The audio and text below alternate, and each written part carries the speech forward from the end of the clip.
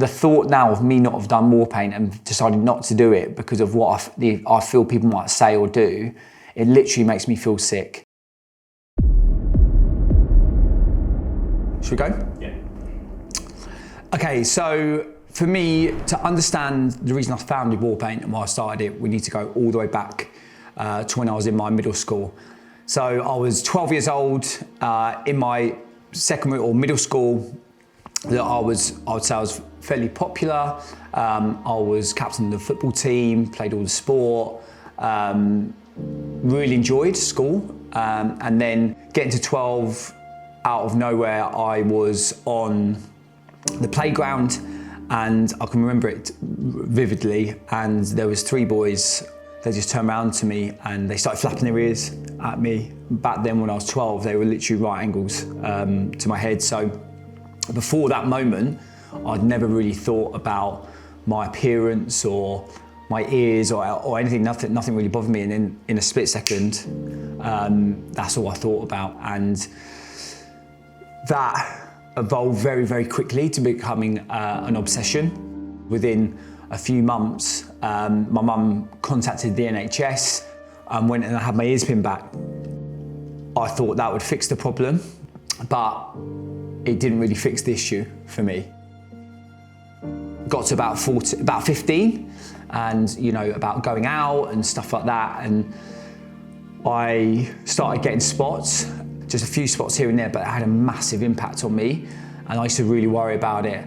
So much so, you know, I confided in my sister about it. And she turned around and she literally gave me a concealer to put on. And I couldn't believe what a product could do.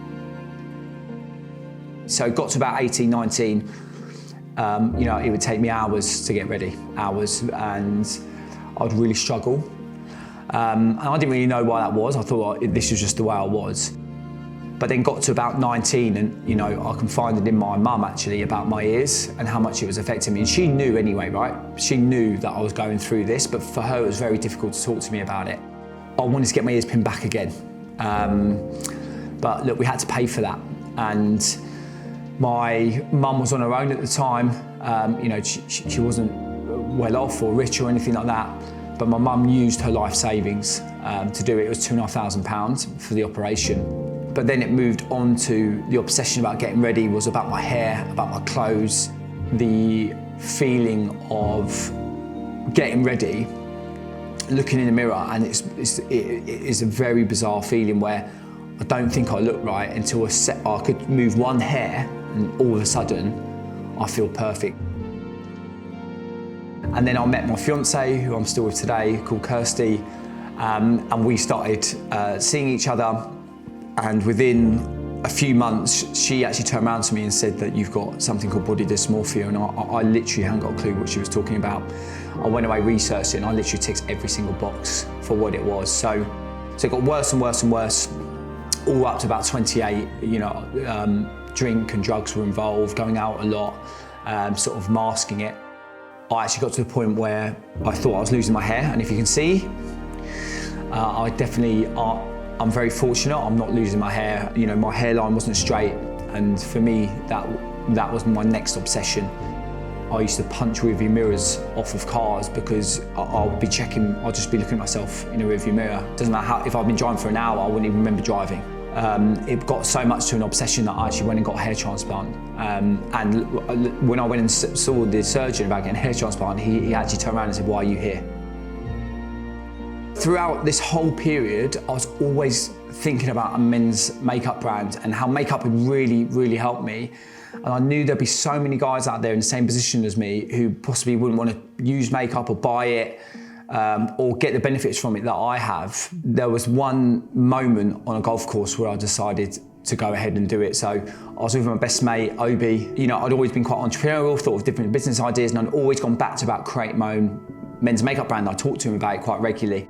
And he turned around to me and said, "Dan, you have got to stop talking about a men's makeup brand and just do it."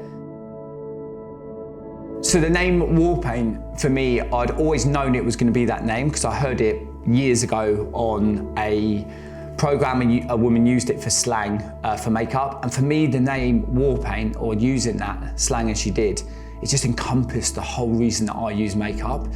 You know, for me, every day is a battle in life, to face the day and do the best you can and be the best form of yourself. And for me, using a bit of makeup helped me do that. And it was like it was my war paint, right?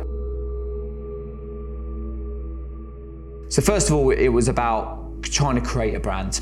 I need to find makeup, right? Where do you start? Where do you start finding how to create a makeup brand? Bear in mind, I had no experience in it at all. So the opening order for me creating my own makeup was circa £100,000.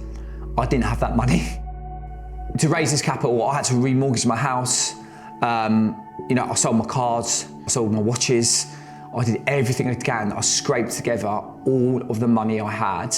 Because the thing for me, if you're gonna do it, you've got to do it 100%, 100%. And at this time, I had a 1-year-old boy called Roman, who's my life. I had a full-time job, and then in the background, I was creating this brand, literally under the desk, WhatsApping the girl who was working for me, what to do during the day and what we needed to do. You know, I had a good wage, I had good prospects, I had a young family, and I left in September to launch it in November, and we literally sat in a flat in Watford and launched on the 1st November 2018, just praying that it would work. 14 months worth of development, a lot of hard work, got no money, put the website live. Within literally a couple of hours, we had a noise, a ding, for when a sale made, and that came in. And honestly, the feeling was just unbelievable. It started, I wouldn't say snowballing, but you know, in the first month, I forecasted us to do £2,000 worth of sales. We did 11. You know, those first 3 months were exciting, but scary at the same time, because getting these amount of sales I thought was normal, right? So I wanted to get more. Little do I know, when I look back now, actually those first few months, in terms of the interest we got, wasn't normal. A few months in, we made a decision to put an advert on Twitter, and like what we did at the time, which no one else was really doing, I was using models and guys who no one else was really using, right? So guys with tattoos up to their neck and like quite muscly guys weren't being used to do advertising, so that's what we used, and it seemed to get a reaction. So I can remember we put an advert out on Twitter, it was probably 4 o'clock in the evening on May the 9th. And the reason I know that date is because it was my sister's birthday. So I went to dinner, I'm sitting down, and the girl that worked for me calls me about 5 times. And I thought that was a bit strange. And she said, Dan, just to let you know, we're going viral. And honestly, I didn't know what going viral meant. It's just exploding on Twitter, but it's all negative. So I instantly got my phone.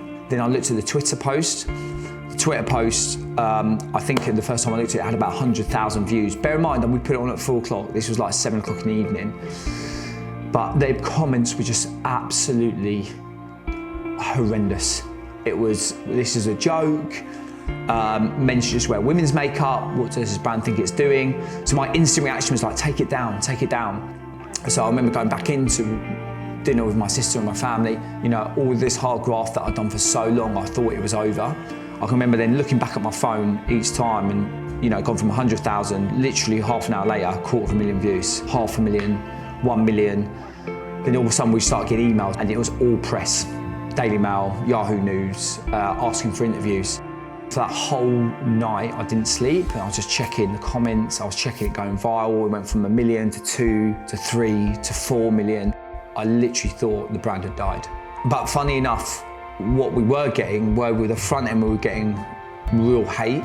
The back end, like we were getting messages personally from people saying, I think it's incredible what you're doing. Don't listen to what everyone's saying.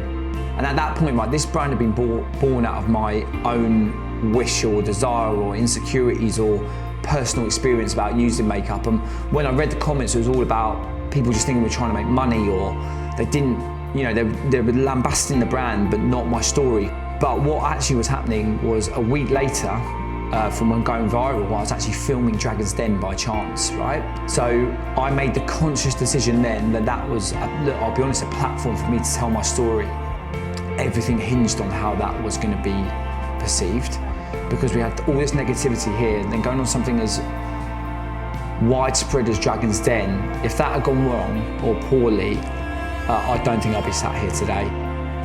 And the first thing I said was, look, my name's Danny Gray, and I suffer with a mental health condition. But then the reaction I got from going on that show about being honest and telling my story changed everything for me, for this brand, the space.